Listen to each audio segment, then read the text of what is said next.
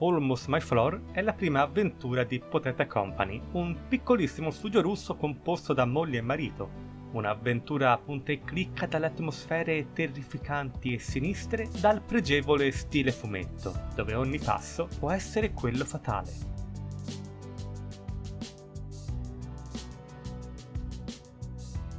È un altro giorno vuoto e senza obiettivi per Alex, lo stesso lavoro senza prospettive, lo stesso boss noioso e la stessa corsa in autobus verso casa.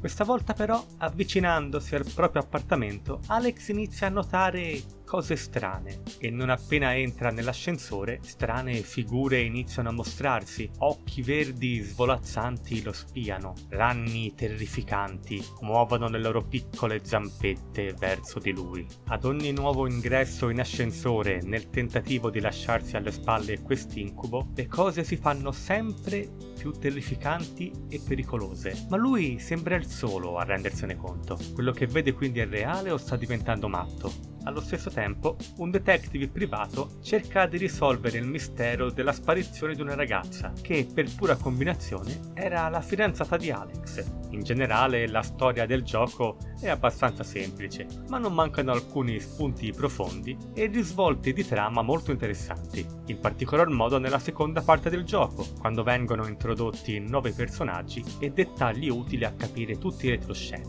L'atmosfera generale del gioco poi è particolarmente riuscita e i pochi personaggi svolgono bene il proprio lavoro.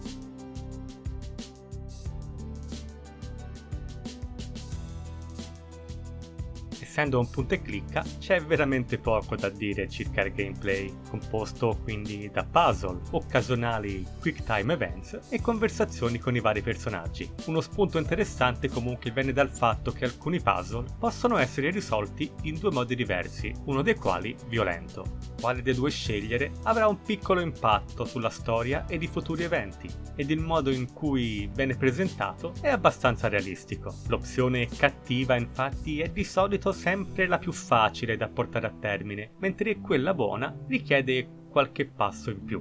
Ma lo sforzo viene ripagato dal fatto di rendere più amichevoli alcuni personaggi nei confronti di Alex, che saranno quindi disponibili a dargli una mano. Infine, il cumulo delle scelte fatte influenzerà quale dei due finali sbloccare, che purtroppo però differiscono solo in alcuni particolari, rischiando quindi di deludere chi ha affrontato l'intera avventura per due volte allo scopo di vederli entrambi. Come ho già detto, Alex non è il solo protagonista, potremo anche vestire i panni di un detective, Adam Trust, cambiando così il punto di vista sulla storia. Anche il gameplay cambia leggermente, dato che Adam non vedrà le stesse cose di Alex, ed i suoi puzzle sono basati soprattutto sulle conversazioni e sull'osservazione ed utilizzo dei vari indizi. In generale comunque i puzzle sono abbastanza semplici, ci sono solo un paio di occasioni in cui si rischia di rimanere bloccati, ma solo per pochi minuti, ed inoltre il gioco è piuttosto breve e la maggior parte dei giocatori non dovrebbe avere difficoltà a raggiungere il finale in circa 3 ore. La breve durata comunque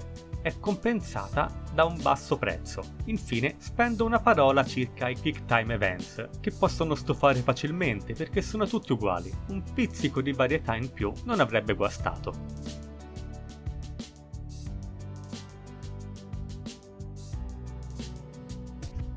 La grafica è uno dei punti di forza del gioco e guardando il video lo avrete già sicuramente capito. I filmati sono presentati in uno stile fumetto, con i pannelli che si alternano l'uno all'altro ed i dialoghi nei classici balloon, mentre l'intera grafica è contraddistinta dall'uso particolare dei colori. Invece quindi di presentare il mondo demoniaco del gioco con colori oscuri e tanto sangue, i due autori di Almost My Floor hanno raggiunto il loro obiettivo utilizzando una palette di colori piuttosto accesa, che contribuisce a dare al loro gioco uno stile piacevole e riuscito, e che lo differenzia da molti altri esponenti del genere.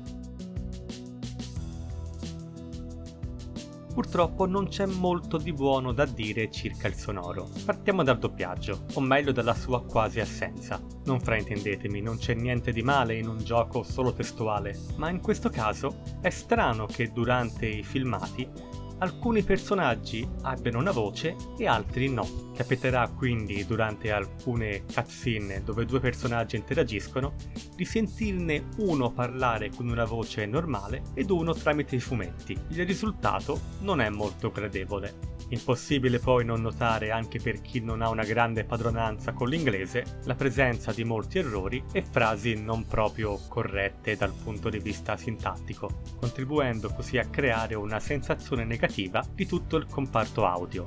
Gli effetti sonori comunque sono molto buoni, mentre invece il gioco non è tradotto in italiano.